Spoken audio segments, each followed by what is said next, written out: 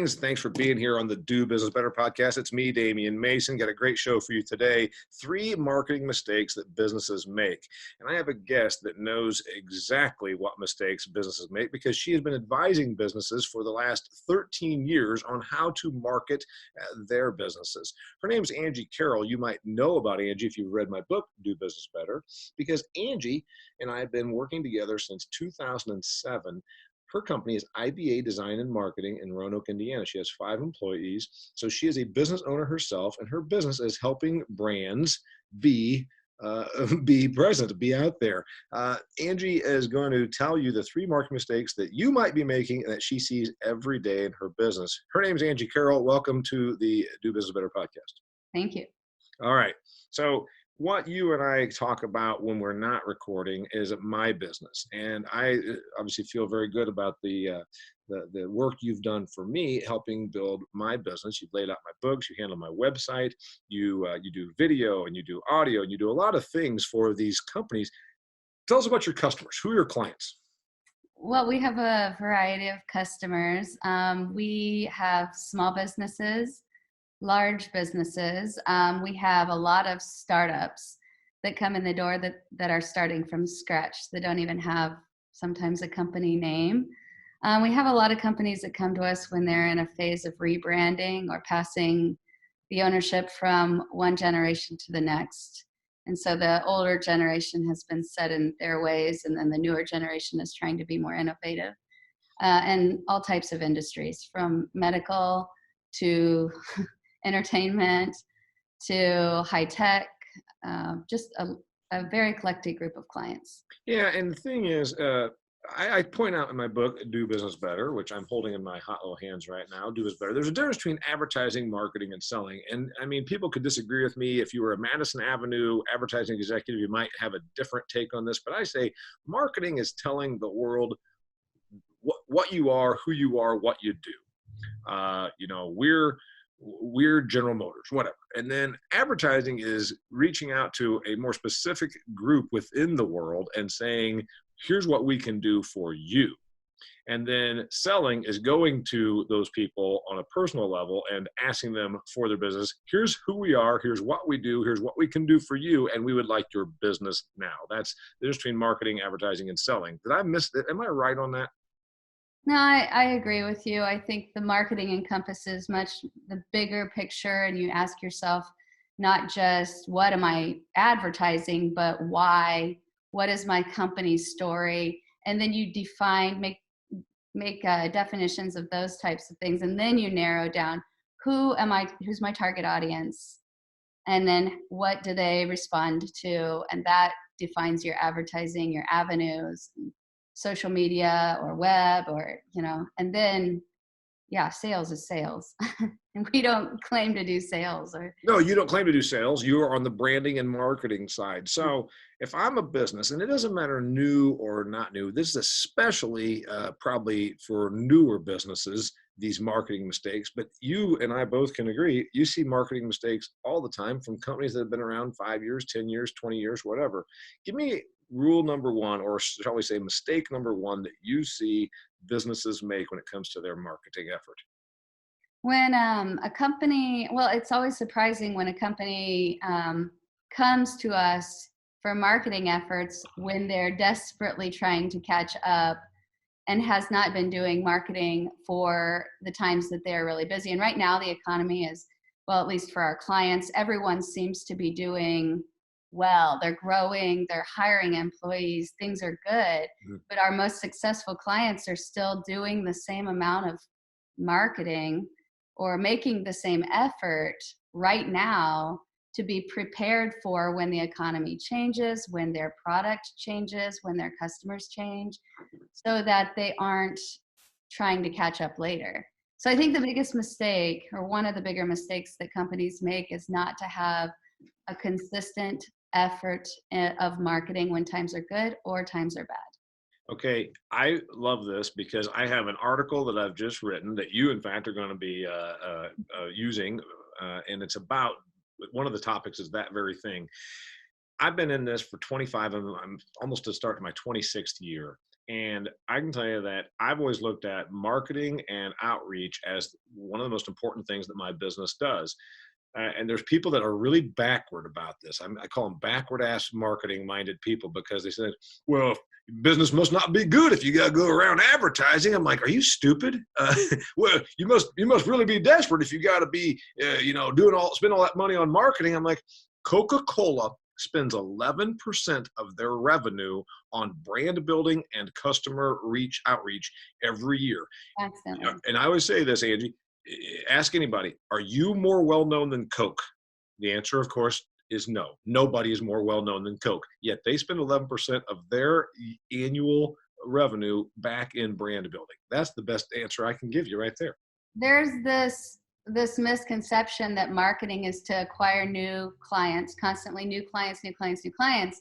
But if you're acquiring better and better clients or better and better customers that are more and more profitable, your marketing times are good, but then you're weeding out the lower end clients or customers and getting better and better clients. So it's not like you're always advertising to generate more sales, but you're advertising to generate better sales or get more loyal customers that buy more profitable products.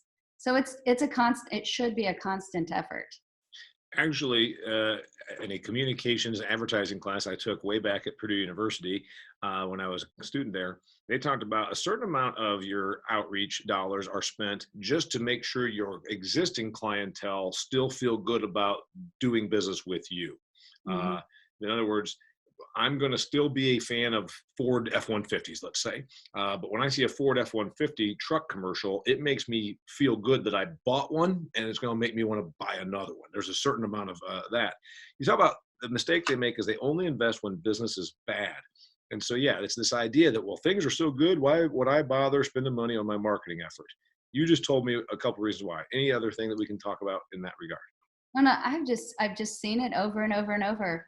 I mean, our most successful clients, if you gauge their success over the course of time, are every single week or month asking themselves or asking us, what should they be doing for marketing?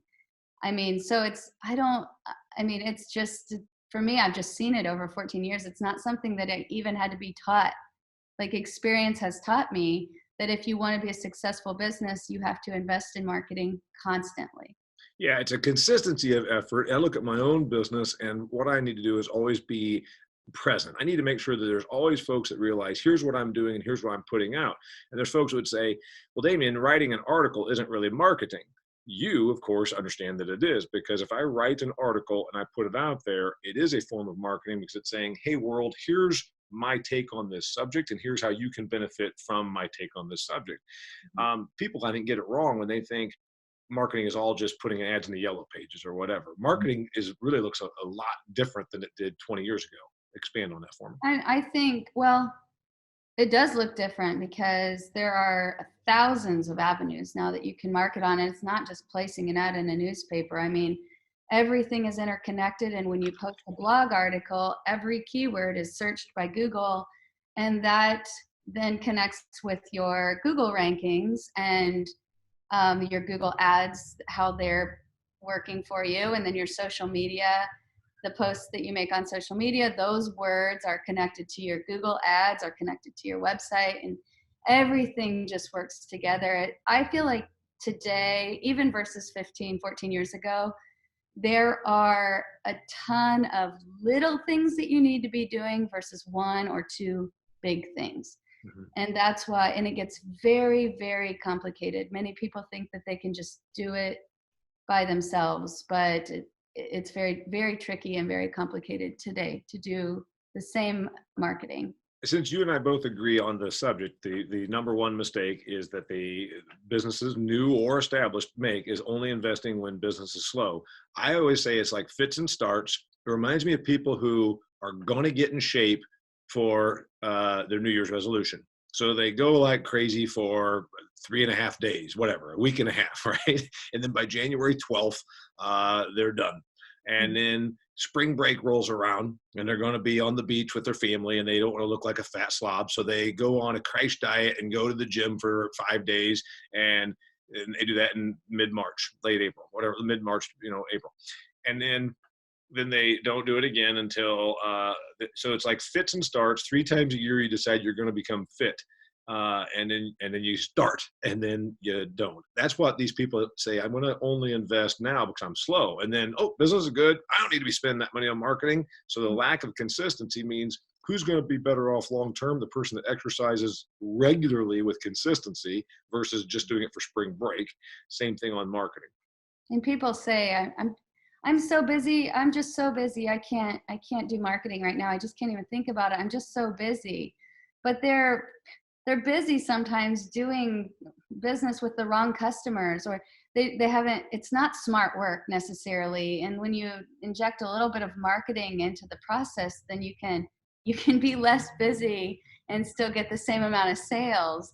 But people are, for us, the customer or the clients are, I'm just so busy. I'm just so busy. I don't even know. I don't have time to do that because we have so many sales. But then the marketing lets that motor run, that engine run in the background to free up your time to do more smart work. While the motor, the engine is running in the background, you're generating sales because of the marketing, and you're not so busy on the front side. Yeah, it's just kind of like a friend of mine that was on this podcast runs a law firm, and he said, it's my objective to get rid of the bottom 10% of our clientele every year. Now, it may not be the exact client because maybe but he meant the category, the bottom 10% that are slow pay or cases they don't want, difficult to deal with, et cetera, et cetera. And so if you market yourself, you can, when people say, I'm so busy, why would I bother advertising? I can't take care of the customers I have now. Well, what if you continue to build your brand and you could raise your prices, do something with your business? Get the clients that you want to work with, that are easy and that don't take extra time out of your day just to take this phone call that shouldn't have happened, and you can really refine and define who you want to be your customer, the best customers, and you can get rid of the bottom 10% every single year. And we do. It's difficult. You do. And I'm still one of your clients. So apparently I'm not in the bottom 10%. Not yet. Number 2 mistake that businesses make. You told me you've got 3. What's the number 2 mistake that businesses make? They come in your door and the customers come in our door and they ask us, how much will this cost? Instead of saying, I have $10,000, what can I achieve with that money? Mm-hmm. And I bet the first time someone is even exploring the idea of doing marketing for their company, that's generally when that happens. But we have had very, very large companies unable to define a marketing budget, which is pretty unbelievable. So I think that people, when they buy something, they just want to know how much it costs. They need to think about it from the opposite angle, is how much are we willing to invest? I trust this company to do the best job with my dollar. I trust them. They'll do a good job. And I just want to know what I can get for this amount of money. Versus, it's natural, Angie, that you want to know what something's going to cost. I know if I went to, any store, I'd say, okay, how much for this? But I agree with you that in the back of my head, even if I might ask somebody, what's this going to cost? I know what I'm able as a business to invest in it. Right. I always apportion, okay, that's more than I have. That's more than I can justify, but here's where I am. And then I imagine it's about a trust issue. They don't trust that the marketing firm like you is going to have their interest and know what they can do with that money. Right. Because if we took $10,000 and did nothing with it for any, for our customers, we would not do that because we wouldn't have a business. I mean, the business would not exist if that was our profit plan. So, but also I think especially startup companies they underestimate the cost of marketing. Mm-hmm. they feel that they can get their branding and their web present and their social media and everything done for a small amount of money, and it's just a big investment to Well, start. what I mean, in the old days, it was, well, I've got business cards. I'm like, okay, you've got business cards. That doesn't mean you have a business. And okay, I've got business cards and I've got a web page. Okay, you've got business cards, you got a web page. Again, that doesn't mean you have a business. Marketing, first off, you got to have a business. You have to have a product or a good or a service to sell. But the main thing, of course, is you've got to also have the revenue. Revenue comes by outreach to get new clients, and you get clients through marketing. So I see that as, obviously, it's as important to, when you say they don't have a budget and we talk about investing in it, I look at it as importantly as office space. I mean, like, it's just that it's that important to me to what my business needs to spend money on. I think that especially startups, they secure a loan with the bank usually because they have this business plan they take to the bank, and they ask how much is the marketing going to cost, and you give them a number. But then once that is exhausted, they have no plan for the maintenance of that as well. And there's other, for budgeting, the just setting up Google advertising, just setting up the 5 accounts that have to be set up with Google is going to cost a few $1,000s, and that does absolutely no return for you. So Immediately. people, It does no immediate return. right, it takes time to have the ads running before you're starting to get your return on investment. So the biggest change with return on investment today versus even 10 years ago when I was doing this is it could be formerly calculated. We would send out postcards with a website address on it, and then we would calculate the traffic that went to the website based on the time that we sent out the postcard. It was very easy to calculate the return, but with things like Google and Google advertising and social media, it's very difficult. So calculating the return on investment is over the course of 6 months or even a year. And so defining a budget, knowing how much to invest on something that you're not going to see calculations of return on for 6 months is hard for people. Yeah, and also it's about having vision, and Mhm. marketing requires vision because you're saying, what am I in this for the long haul? And most people, again, fits and starts, and they also don't budget because they say, well, I got to get return on this, tomorrow. Well, it's not going to happen tomorrow. It's consistency of effort, and it's also realizing that I'm budgeting the money today for the return. It's kind of like long-term investing. And you'll start getting a return earlier than 6 months, but as far as calculating an actual ROI, that doesn't happen accurately for a while. So you really have to just trust someone. I mean, we are okay with looking at someone's revenue and saying this is how much you should be spending on marketing, as long as they are willing to make a commitment of a year of doing what we ask them, or tell them to do. We're okay with like helping people find out their budget, but most people come in the door and just say, how much is that going to cost? Yep. All right. Number 3. All right. I'm a marketing. These are the marketing mistakes that businesses make. So I'm a business person, and I'm getting it. Okay. Only invest when business is slow. That's a mistake. So you're saying consistency of effort. Don't have a budget. You're saying absolutely apportion a certain amount together. I told you Coca-Cola spends 11% of their revenue, and so they probably budget that every year and say we're going to spend $4 billion or whatever the number is. That's 11%. On that topic too, I think that people do maybe sometimes make the calculation of what's the 8 to 10% or what's the 12%, and then they see that number and they're afraid, I can't afford that, I can't afford that. But it's possible to do effective marketing with a smaller percent of your revenue, as long as your goal is to get within this 8 to 10% range. But you don't have to start out of the gate like Coca-Cola or Nike, or like, you don't have to start, you just have to start with a decent percentage. Yep. 3 or 4% of your revenue could be perfectly fine to build your business, get more income, but you have to take that money knowing that a larger percentage should be used towards marketing. But you Yeah. can start without a huge budget too. Right. You just, the main thing is kind of like investing. Again, when I started with my 401k, or when I started investing money when I was 23 years old, I started with $500, which, Yeah. you can say, oh, well, that's still a lot. Well, anybody that's working that has a job should be able to come up with $500. And then the next year you say, I'm going to put in $1,000, whatever. Okay. There's another mistake, Angie, that mistakes that businesses make when it comes to their marketing. And you and I both have seen this. They do what? They hire. I think it's especially with the social media, the rise of all of these platforms that you can get for free. Um, so many people come to us after having hired a nephew or a cousin or a sister to do some of the marketing for them.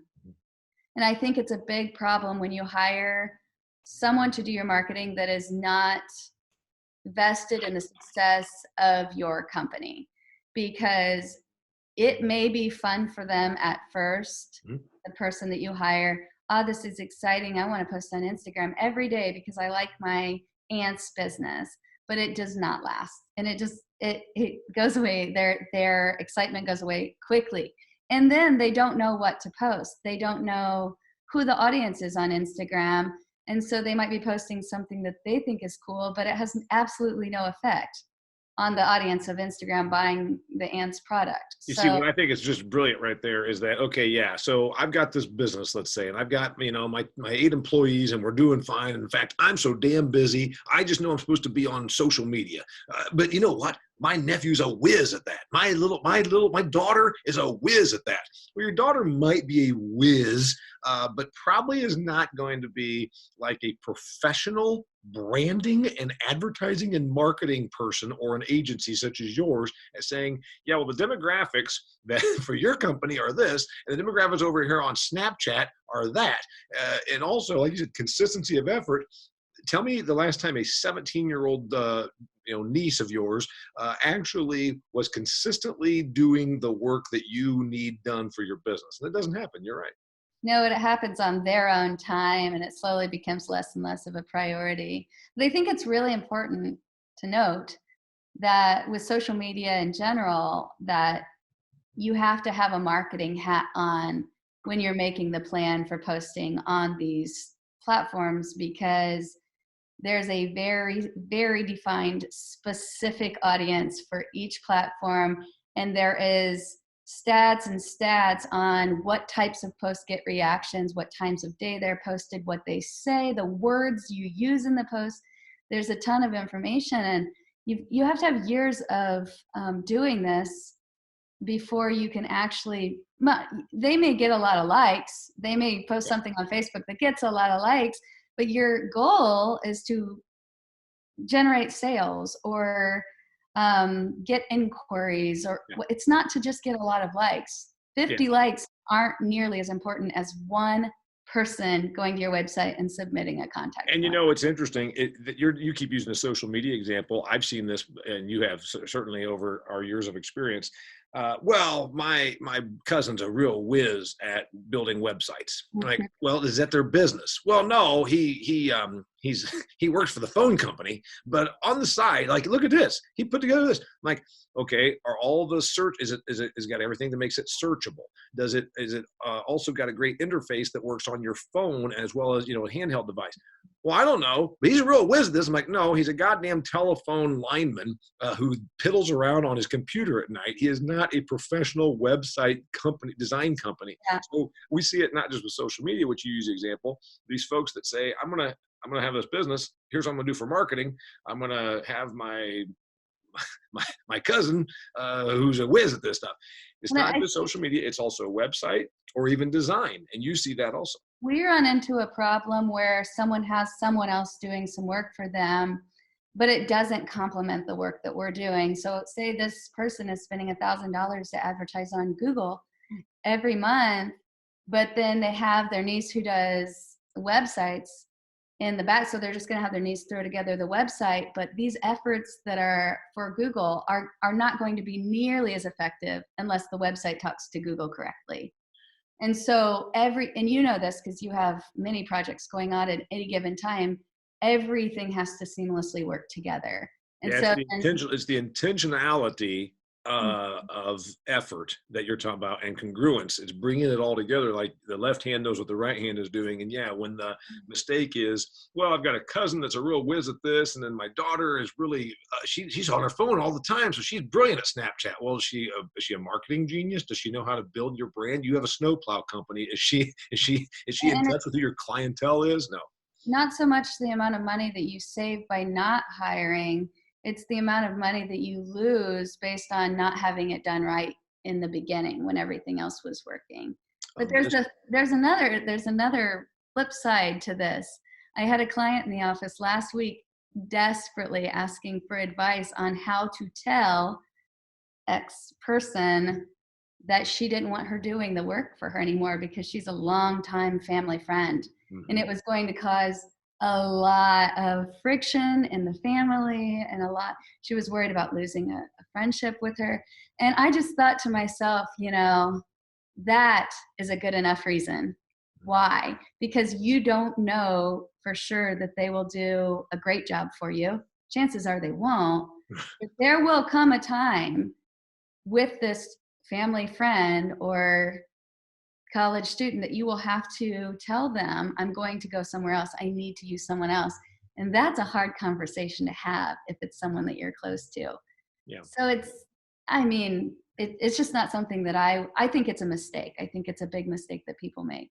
You obviously did. It's one of your top 3 mistakes. Her name's Angie Carel. She's the proprietor of IBA Marketing and Design and Marketing. You can look her up. How do they find you if they have a question?